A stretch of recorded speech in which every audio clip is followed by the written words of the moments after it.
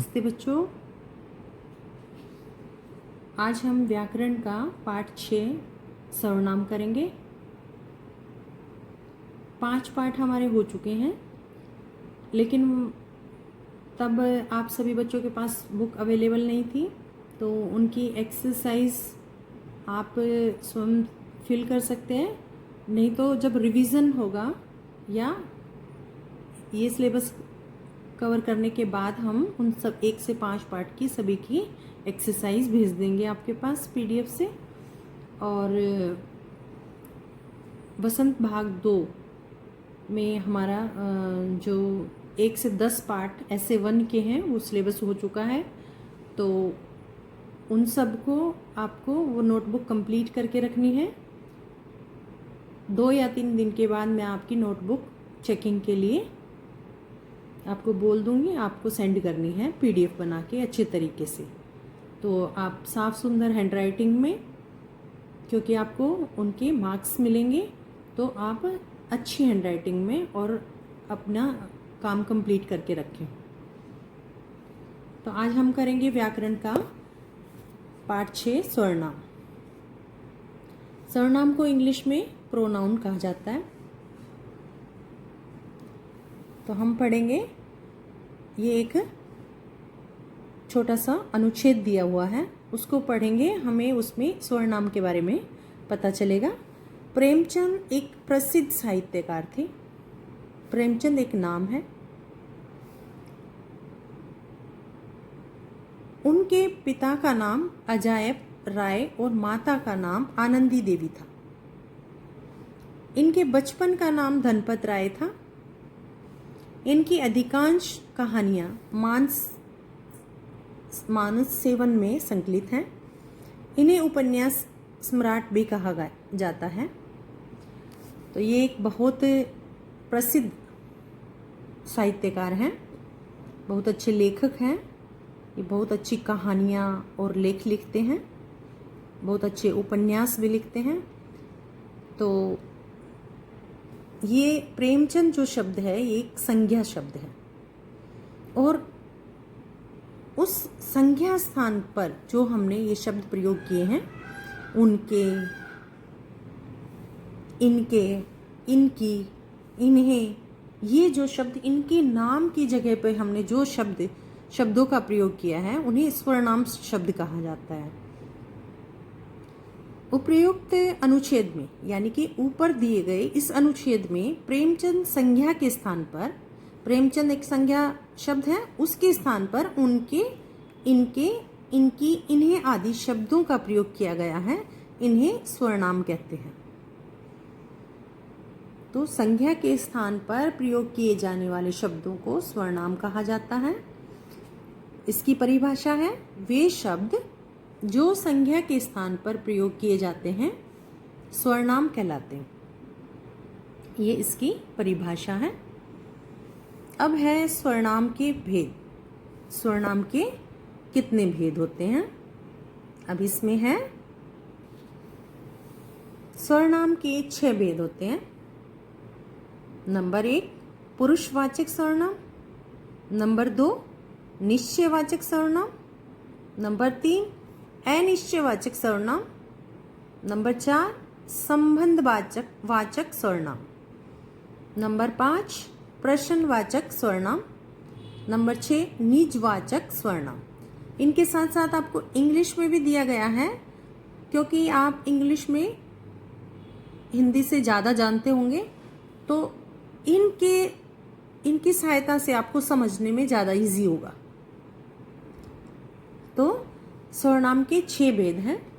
इन 6 भेद को अच्छी तरह से याद करना है। इसके आगे हम इनकी परिभाषाएं भी पढ़ेंगे। तो सबसे पहले सर्वनाम के कितने, सर्वनाम की सब परिभाषा, सर्वनाम के भेद, कितने भेद हैं, उनके क्या नाम हैं, तो ये सभी आपको याद करने होंगे अच्छी तरीके से। फिर आता है इन सभी का परिभाषा के द्वारा हम इन सब को समझेंगे। पुरुषवाचक सर्वनाम। पुरुषवाचक सर्वनाम में क्या होता है? वे सर्वनाम शब्द जो वक्ता यानी कि जो बोलने वाला है, और श्रोता जो सुनने वाला है अपने लिए प्रयोग करते हैं उन्हें पुरुषवाचक सर्वनाम कहते हैं। जैसे मैं, तुम, वह, हम, हमारा, तुझको, उसे, वे, उनका, मैंने आदि। ये शब्द जो बोल रहा है और जो सुन रहा है उन सब के लिए प्रयोग किए जाने वाले शब्दों को पुरुषवाचक सर्वनाम कहा जाता है। उसके बाद है पुरुषवाचक सर्वनाम के भी फिर भेद हैं। पुरुषवाचक सर्वनाम के 3 भेद होते हैं।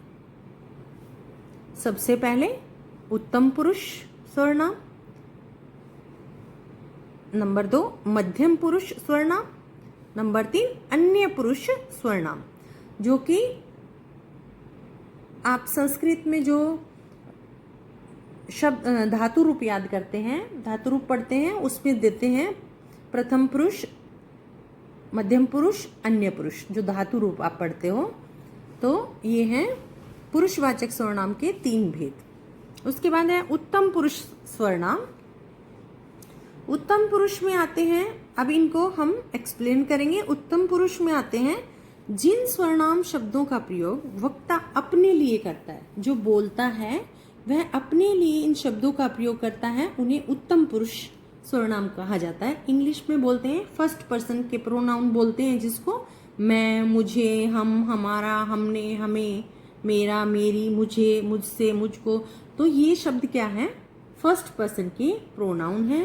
इनको हिंदी और संस्कृत में उत्तम पुरुष सर्वनाम कहा जाता है। तो उसके बाद आता है मध्यम पुरुष। मध्यम पुरुष में होता है सेकेंड पर्सन के प्रोनाउन। आप इंग्लिश के भी दिमाग में रख के साथ साथ याद करना, ताकि आपको इजीली समझ में आएंगे। जिन सर्वनाम शब्दों का प्रयोग वक्ता के माध्यम से श्रोता के लिए किया जाता है, वक्ता यानी कि जो बोलने वाला है वो श्रोता के लिए, सुनने वाले के लिए बोल रहा है, उन्हें मध्यम पुरुष कहा जाता है।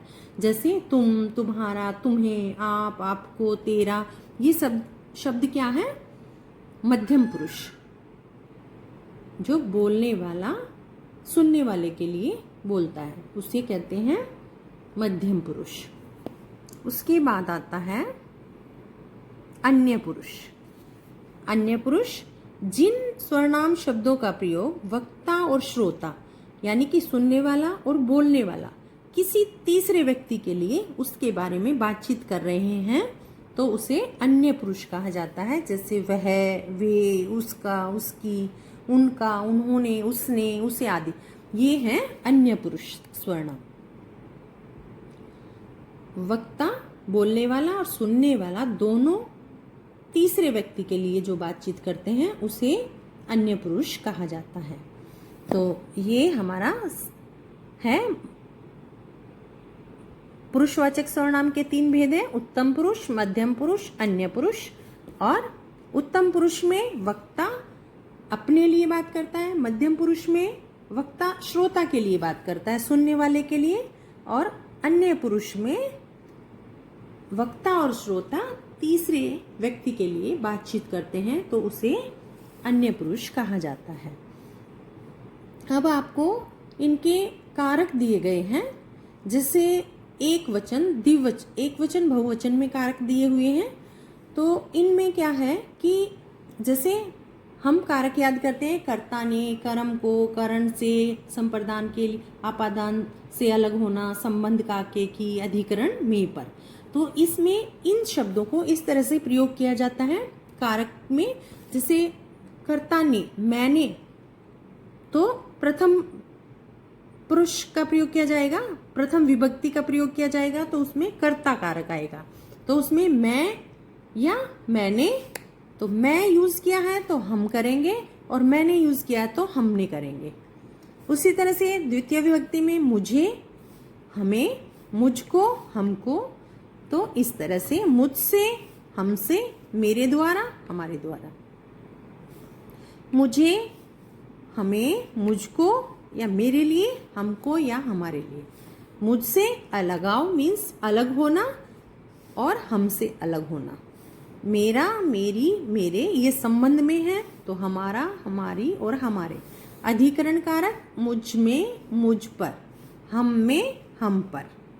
तो ये सभी आपके उत्तम पुरुष में प्रयोग होने वाले हैं, यानी कि मैं जो वक्ता अपने लिए कर रहा है उसमें इन सभी कारकों का प्रयोग किया जाता है।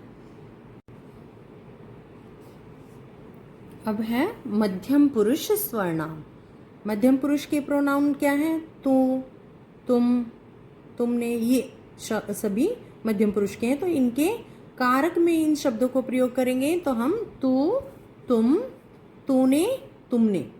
अगर हम जैसे राम ने या तुमने, तो प्रथम विभक्ति का प्रयोग होगा, कर्ता कारक का प्रयोग होगा। कर्म को, तुझको, तुम्हें, तुमको ना, तुझे, तुम्हें, इन सब का कर्म कारक में प्रयोग होगा। तुझे है तो बहुवचन में तुम्हें, तुझको, तुमको। करण कारक में होगा तुझसे, तुमसे, तेरे द्वारा, तुम्हारे द्वारा। संप्रदान कारक में तुझे, तुझको, तेरे लिए। तुझे जहाँ प्रयोग होगा वहाँ तुम्हें बहुवचन में, तुझको, तुमको, तेरे लिए, तुम्हारे लिए।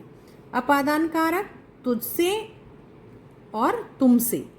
अपादान कारक में किसी चीज को अलग होने के लिए किया जाता है। संबंध कारक तेरा, तुम्हारा, तेरी, तुम्हारी, तेरे, तुम्हारे। अधिकरण कारक तुझ में, तुझ पर, तुम में, तुम पर। अन्य पुरुष स्वर्णाम वह के कारकी रूप। अन्य पुरुष जो वक्ता और श्रोता तीसरे व्यक्ति के लिए बातचीत करते हैं, तो उसमें क्या होता है? वह, उसने, उन्होंने, उन सभी का प्रयोग होता है। तो इसमें है कर्ता कारक में है तो वह, या बहुवचन में वे। जहाँ वह है तो बहुवचन में वे आएगा। उसने है, उन्होंने। कर्म कारक उसको, उसे, उन्हें, उनको। करण उससे, उनसे, उसके द्वारा, उनके द्वारा। संप्रदान कारक उसको, उनको, उसे, उन्हें, उसके लिए, उनके लिए। अपादान कारक उससे अलग होना, उनसे अलग होना। उसके बाद आता है संबंध कारक उसकी, उसका, उसके, उसकी, उनकी, उसका, उनका, उसके, उनके। तो जहां उसकी शब्द प्रयोग होगा वहां उनकी शब्द बहुवचन में। उसका है तो उनका, उसके, उनके। अधिकरण कारक में उसमें, उनमें, उस पर, उन पर। तो ये है हमारे मध्यम पुरुष के, अन्य पुरुष के और प्रथम पुरुष के हमारे हो गए। तो ये पुरुषवाचक सर्वनाम के कारक के साथ बताए गए शब्द हैं। अब हम पढ़ेंगे निश्चयवाचक सर्वनाम। निश्चयवाचक में क्या है?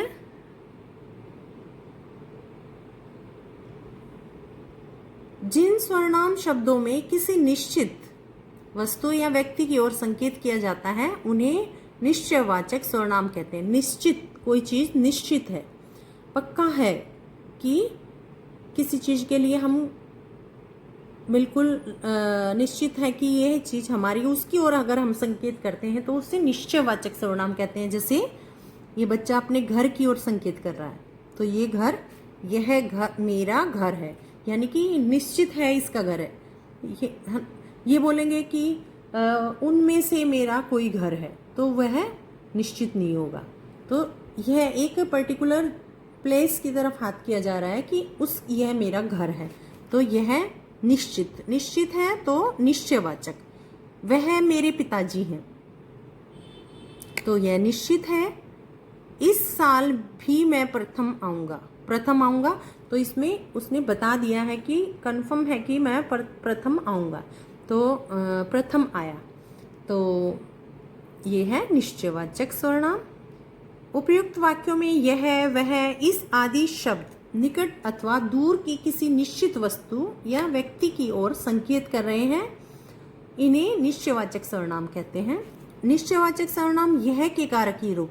अब ये कारक, यह शब्द का कारक रूप कैसे चलेगा? इसमें है जैसे कर्ता कारक में यह,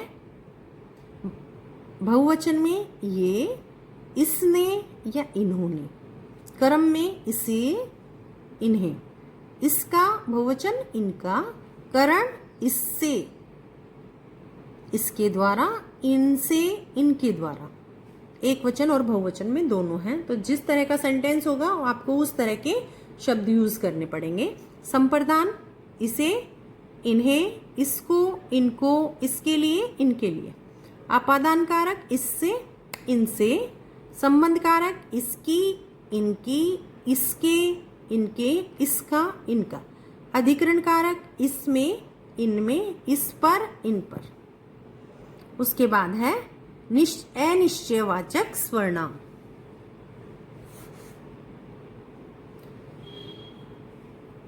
निश्चयवाचक में निश्चित है कि वह चीज निश्चित है, उसकी है, और अनिश्चयवाचक में यानी कि उस चीज के लिए कोई निश्चित नहीं है कि क्या है, कौन सी चीज है, उसके लिए निश्चित नहीं है, तो वह है अनिश्चयवाचक। ऐसे स्वर्णाम शब्द जिनके द्वारा किसी निश्चित वस्तु या व्यक्ति का बोध नहीं होता, उन्हें अनिश्चयवाचक स्वर्णाम कहलाते हैं। वे शब्द जैसे दरवाजे पर कोई खड़ा है, यानी कोई खड़ा है, वह उसे पक्का नहीं पता कौन है वह व्यक्ति, तो कोई शब्द है जो वह अनिश्चयवाचक है। दूध में कुछ पड़ा है, अगर दूध में कुछ सही, कुछ यानी कि कोई कीड़ा है या कोई मच्छर है, तो हाँ वह निश्चयवाचक होगा। लेकिन कुछ पता नहीं कि उसमें क्या चीज है, तो कुछ जो शब्द है वो अनिश्चयवाचक है। वह किसी के यहाँ गया है, किसी के यानी कि कौन है वह उसे नहीं पता, तो किसी जो शब्द है वह अनिश्चयवाचक है। उपयुक्त वाक्यों में कोई, कुछ, किसी के यहाँ आदि शब्द निकट अथवा दूर के किसी अनिश्चित वस्तु या व्यक्ति की ओर संकेत करते हैं, इन्हें अनिश्चयवाचक स्वर्णाम कहते हैं। अनिश्चयवाचक स्वर्णाम कोई के कारकीय रूप, कोई शब्द के कारकीय रूप है, तो इसमें कोई, बहुवचन में भी कोई, किसी ने, किन्हीं ने, किसी को, किसे, किन्हीं को, किन्हें, किसी के द्वारा, किसी से, किन्हीं के द्वारा, किन्हीं से। उसके बाद है संप्रदान कारक, किसी को, किन्हीं को, किसी के लिए, किन्हीं के लिए। आपादान कारक, किसी से, किन्हीं से। संबंध कारक, किसी का, किसी के, किसी की, किन्हीं का, किन्हीं के, किन्हीं की। अधिकरण कारक, किसी में, किसी पर, किन्हीं में, किन्हीं पर। फिर है संबंध वाचक का स्वर्णाम। ऐसे स्वर्णाम शब्द जो वाक्य में प्रयुक्त अन्य स्वर्णामों के साथ संबंध बताते हैं, यानी कि कोई रिलेशन बताने को संबंधवाचक स्वर्णाम कहते हैं। जैसे जो होना है सो हो गया, जैसा करोगे वैसा भरोगे, जिसकी लाठी उसकी भैंस।